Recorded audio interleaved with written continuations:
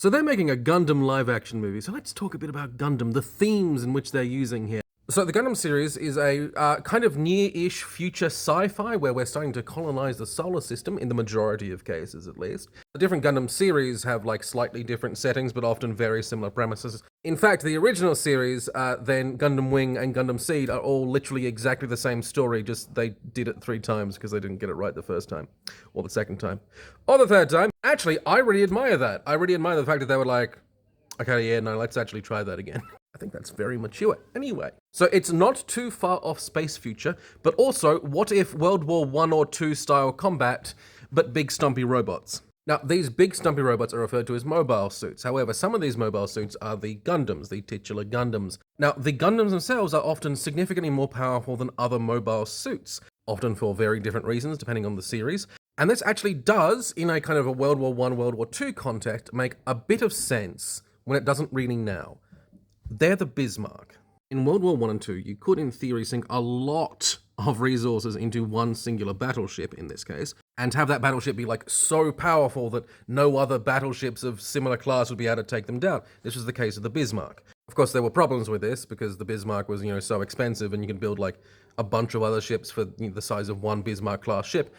They were only able to be in one place at one time. So that idea of the Gundams being like just weirdly more powerful for no particular reason kind of makes sense. Let's just go with it. Now, we also have added in the kind of hero ace fighter pilot sort of a story.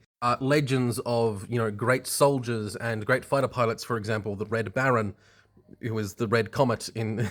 Boy, howdy, you can fit so many Red Baron references in this series. So the franchise tends to be largely kind of World War I, World War II hybrid battleship fighter pilot sorts of stuff, except big stumpy robots. So what are some of the themes that Gundam deals with?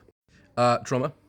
More trauma, PTSD, re-traumatization, war crimes, child soldiers, coercion of child soldiers, physical and mental abuse of child soldiers, more war crimes, recruiting autistic people to become child soldiers in particular. One's literally stated in Zeta, he's like, I'm just autistic, he's like, and that's why you're going to be a Gundam pilot. Panic attacks, mental illness, radicalization of oppressed minorities, terrorism. Terrorism's a big one. I want to be clear, one of the primary themes of all of the Gundam series is that terrorism is just kind of a thing that's going to happen when you oppress people. Like, it's not exactly pro-terrorism, but it's very much not pro.